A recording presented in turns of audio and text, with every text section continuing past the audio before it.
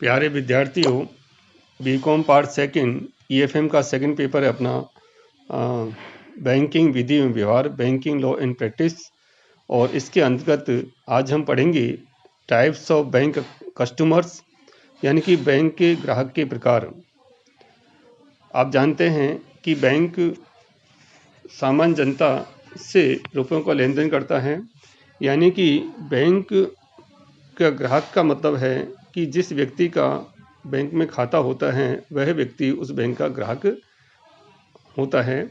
और सामान्य जनता के अंतर्गत कोई भी व्यक्ति या कोई भी संस्था या व्यक्तियों का समूह बैंक में खाता खुलवाता है, और बैंक में खाता खोलने से बैंक और ग्राहक के मध्य एक अनुबंध की स्थिति होती है।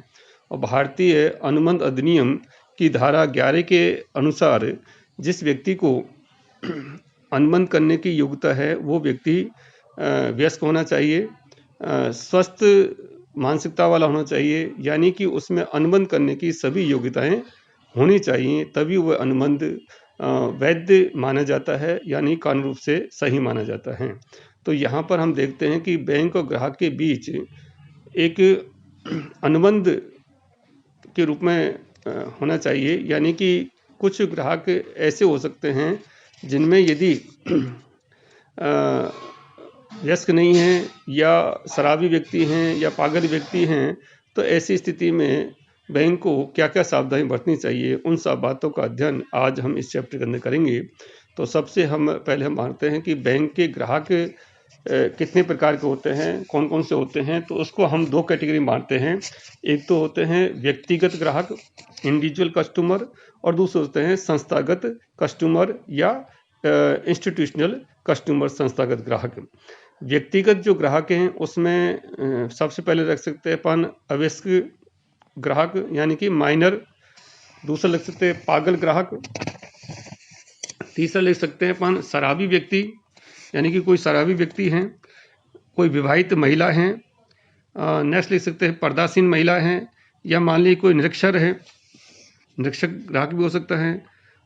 संयुक्त खाता धारक, यानी कि दो या दो से अधिक व्यक्ति एक साथ मिलकर खाता खुलवाएं, संयुक्त खाता धारक हो सकता है।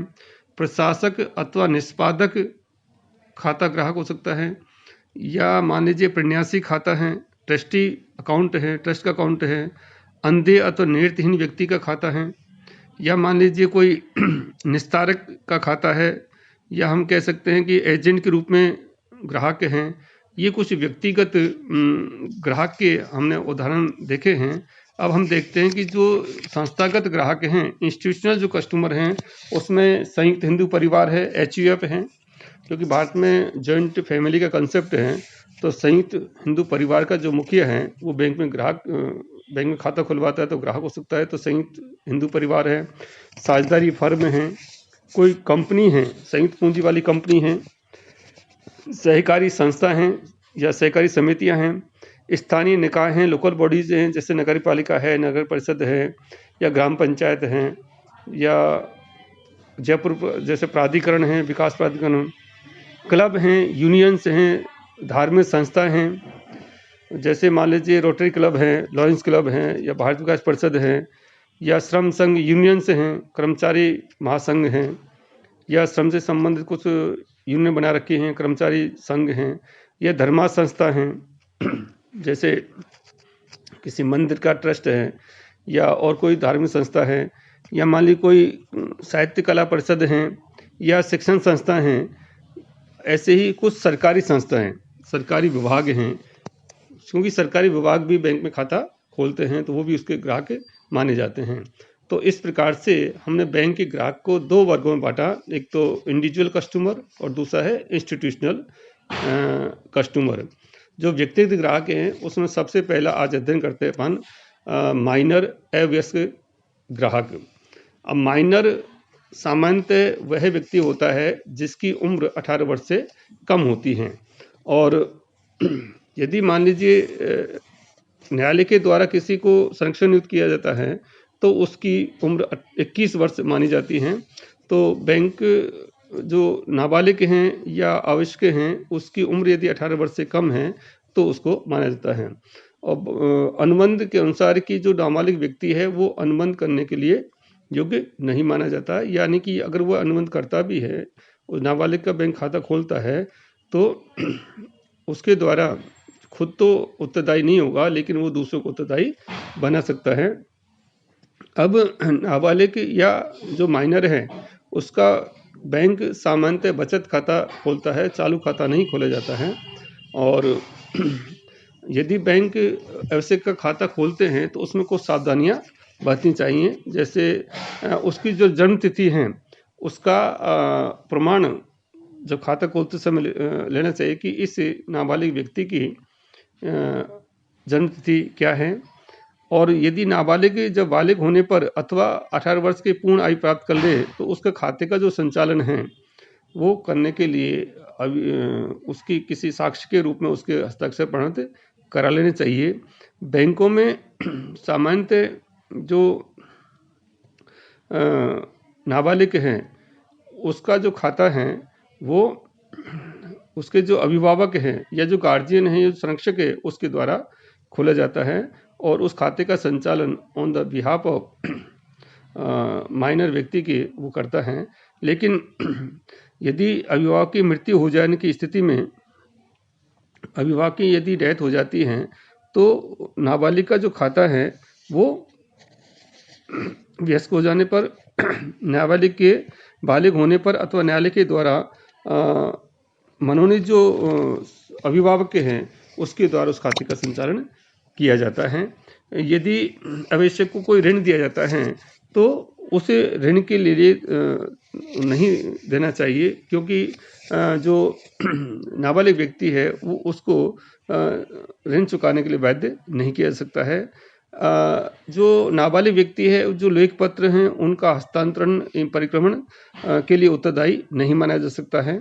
जो साझेदारी अधिनियम है, भारतीय साझेदारी जो अधिनियम है उसके अनुसार नाबालिग के द्वारा यानी कि जो माइनर व्यक्ति है उसके द्वारा यदि कोई अनुबंध किया जाता है तो वो व्यक्तिगत रूप से उसको उत्तरदायी नहीं ठहर सकता। यानी कि जो अवैध व्यक्ति को साझेदारी सम्मिलित तो किया जा सकता है, वो लाभों में तो हिस्सा लेगा लेकिन हानियों के लिए या अन्य ऋणों के लिए उसको उत्तरदायी नाबालिग व्यक्ति को नहीं ठहर सकता। इस बात का उसमें ध्यान रखना चाहिए।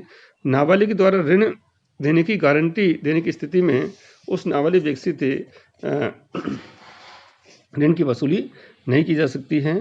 ऐसे ही विनिमय साध्य जो विलेख हैं उसके ऊपर ये जो नाबालिग के उसके जो हस्ताक्षर हैं वो यदि होते हैं तो लेख पत्रों की सुपुर्दगी, बेचान या पृष्ठांकन का अधिकार है तो वह अपने अतिरिक्त अन्य सभी पक्षों को उत्तरदायी ठहरा सकता है, लेकिन खुद उसका उत्तरदायी नहीं होता है।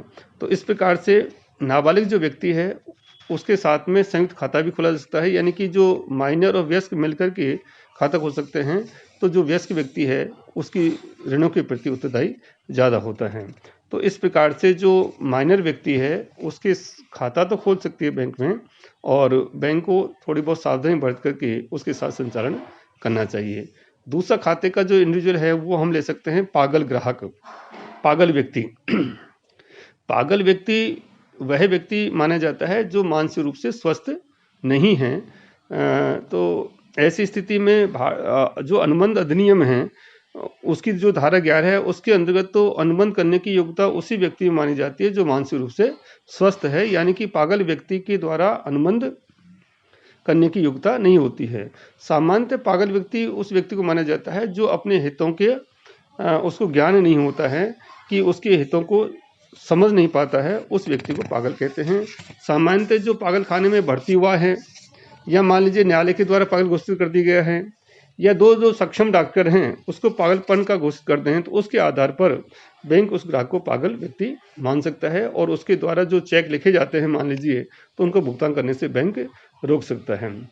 कई व्यक्ति ऐसे होते हैं जो पागलपन के कभी कभी दौरे आते हैं, वैसे तो मानसिक रूप से स्वस्थ है वो लेकिन कभी पागल होते हैं, और पागल व्यक्ति कभी जब पागलपन के दौरे आते हैं उस समय जिसके द्वारा जो चेक लिखे जाते हैं उनका भुगतान बैंक को रोक देना चाहिए। ऐसी स्थिति में उन चेकों का भुगतान नहीं करना चाहिए, क्योंकि पागल व्यक्ति के द्वारा होश नहीं रहता है कि उसके द्वारा जो भी कार्य किए जा रहे हैं वो उसके हित नहीं समझ पाता है। इस कारण से पागल व्यक्ति का खाता बैंक को सामान्यतः नहीं खोलना चाहिए। तीसरी कैटेगरी हम ले सकते हैं शराबी व्यक्ति। शराबी व्यक्ति जो नशे का है, वही भारतीय अनुबंध अधिनियम की धारा जो 11 है वो ये बताती है कि शराबी व्यक्ति को अनुबंध करने की योग्यता नहीं होती है। इस कारण से उसका भी बैंक में खाता नहीं खोलना चाहिए। लेकिन यदि बैंक में उसका खाता खोला जाता है तो बैंक को बहुत सावधानी बरतनी है, और शराब के नशे में धुत होकर के यदि कोई व्यक्ति चेक का भुगतान लेने के लिए आता है तो बैंक को उसको चेक का उस मानसिक स्थिति को देखते हुए नहीं करना चाहिए, या दो गवाहों के सामने उसको भुगतान करना चाहिए। तो बैंक को उसमें सावधानी बरतनी चाहिए कि वो जो पागल शराबी व्यक्ति हैं उसकी मानसिक स्थिति किस प्रकार की है।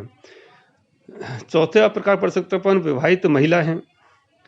विवाहित महिला हैं, वो ग्राहक हैं, यानी कि उसकी शादी हो गई है तो वो उसमें बैंक में खाता खोल सकती है, और विवाहित महिला के द्वारा जो भी ट्रांजेक्शन किए जाएंगे वो इंडिविजुअल कैपेसिटी के अंतर्गत माने जाते हैं। तो आज की वीडियो में इतना ही। थैंक यू, धन्यवाद।